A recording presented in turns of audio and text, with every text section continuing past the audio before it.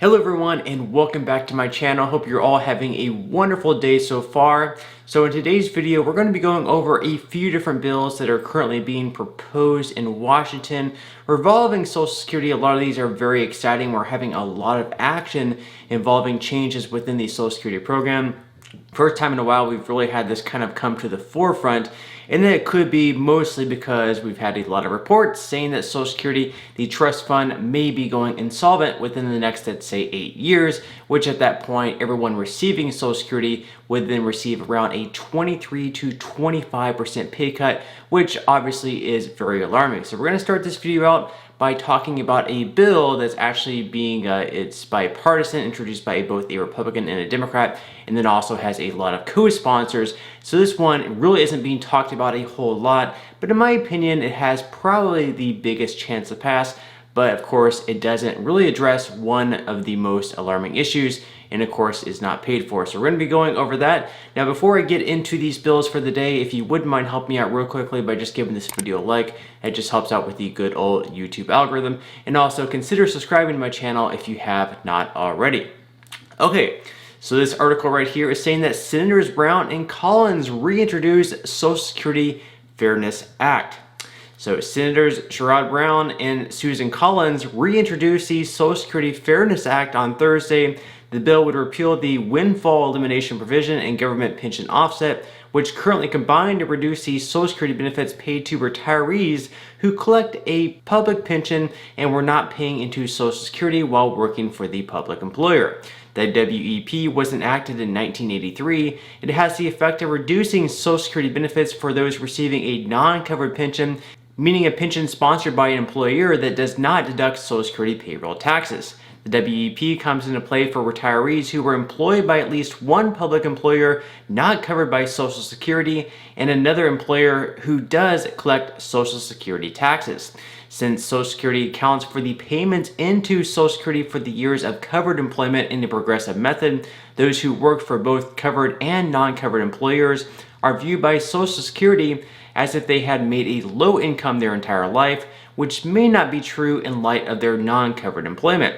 This has the effect of Social Security paying progressive benefits to those with another source of retirement income, but as these senators highlight, the WEP also has the effect of providing these retirees with lower benefits than their lifetime payments into Social Security would otherwise entitle them if they did not have a non-covered pension.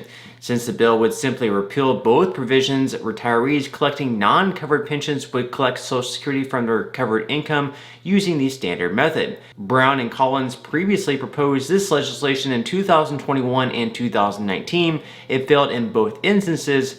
The bill is sponsored by 21 other Senate Democrats, as well as some other ones. Now, it's actually sponsored by a whole lot more people. So on this page, it shows everyone who sponsors the bill. Currently, we can see there are 187 co-sponsors. And out of all the co-sponsors, we have 131 Democrats and 56 Republicans. So as you can see, this bill has a lot of broad bipartisan support. We have over 100 Democrats and over 50 Republicans.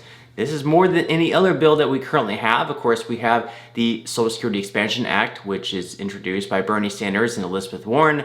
That bill would raise benefits for everyone receiving Social Security benefits by $200 per month or $2,400 per year. Of course, the thing with that bill is that it's pretty much only Democrats sponsoring that bill.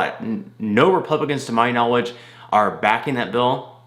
So there's pretty much no chance that it's going to pass. It's not going to pass the House. It's not going to pass the Senate unless they make some changes where they could get some Republicans on board. But you can see with this bill, we have a lot of support among both Democrats and Republicans. So this is a bill that actually has a pretty good chance of passing. So the Brown-Collins bill is the second bill proposed this Congress that would reform the manner in which Social Security benefits are calculated. But unlike the Social Security Expansion Act proposed by Sanders and Elizabeth Warren in February, which seeks to make Social Security solvent through 2075, the Social Security Fairness Act does not have any tax provisions that would pay for the increased benefits. Now that's probably the biggest problem with this bill. If they're going to be paying out more benefits, but they're not going to figure out a way to have more money come into the trust fund, obviously that's going to make the solvency issue that much worse, because again, right now we have estimates coming out saying 2032 is going to be the date in which the trust fund is no longer solvent. We're going to have to pay out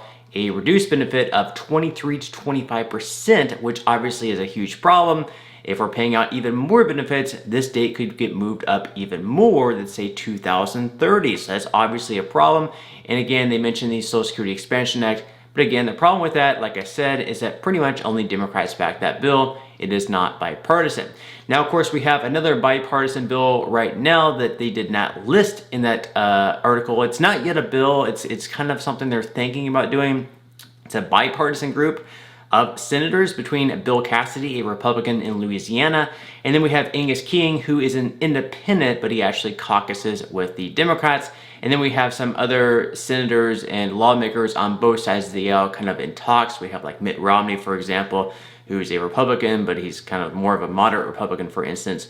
And they're talking about, actually having, some sort of investment fund, a sovereign wealth fund to help bring in more money to the trust fund, in addition to possibly raising the retirement age up to 70. Now, this would be mostly for younger people that are impacted, maybe people who are 30 or 40 right now, or younger, that would have the retirement age lifted up to 70.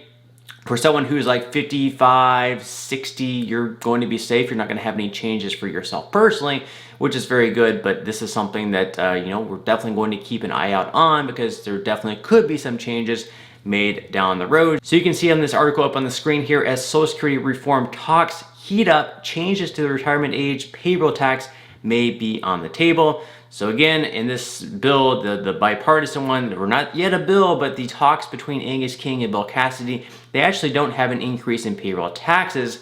Now, in the bill that Bernie Sanders and Elizabeth Warren are proposing, that would raise the benefits by $200 per month.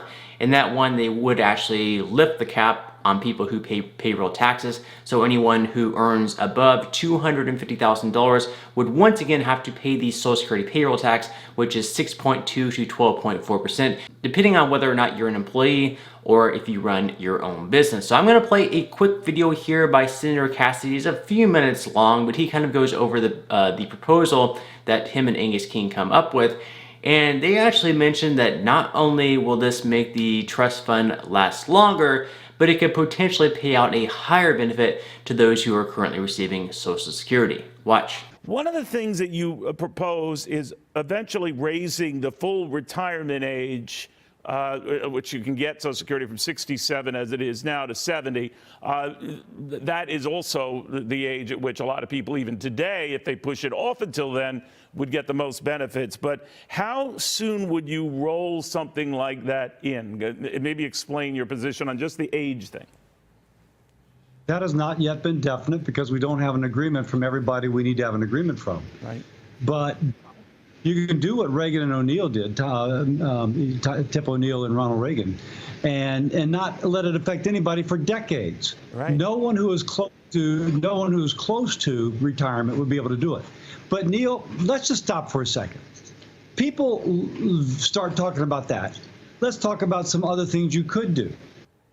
One thing you can do is actually make the program more fair. You can actually increase benefits for many people. And the way we do that, and this is the principal part of it, we create an investment fund separate from Social Security. We don't touch any Social Security dollars. An investment fund that we hold in escrow. And you allow the strength of the American economy to build a bridge to sustainability for the Social Security Trust Fund. We end up under our plan with enough money over time in order to increase benefits for millions of Americans. Indeed, under our plan, millions of Americans will see increased benefits when the law is passed, and no one will see a cut. And no one will see their age of eligibility increase if they are close to retirement at all. So you have to define what is close to retirement. I get that. And you were referring to Ronald Reagan and Tip O'Neill, then Speaker of the House, to come up with a plan that later became the basic part of the Grace Commission that did extend Social Security shelf life for decades. But didn't President Bush, George W. Bush, look at doing just this? And of course, it was the third rail, and he was just electrocuted. A great question. What George W. wished to do was to create private accounts. Each individual would have his or her own account. Right. No, younger people. It would be open to younger people. But go ahead. And the fear of some was that the risk was borne by the beneficiary.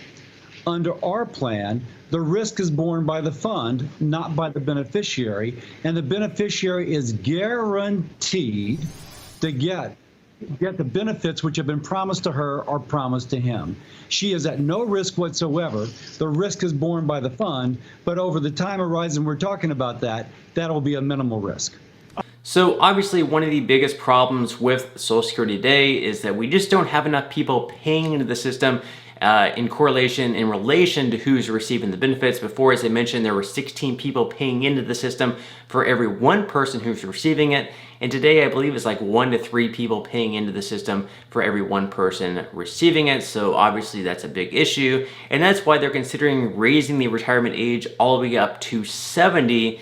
And I'm really not a huge fan of that idea, but of course a lot of people aren't a fan of raising taxes either. So hopefully they can come up with some type of plan that's bipartisan and get something to work. Not everyone is going to be happy in the end, but you know, we again, in 8 to 10 years, we have the trust fund that is going to be insolvent, so something definitely needs to be done. But I am definitely curious what your thoughts are down below. Do any of these plans in particular stand out to you? Why or why not?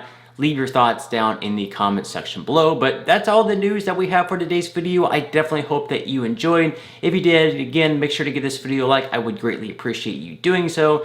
Consider subscribing to my channel if you have not already, and I will see you in the next video.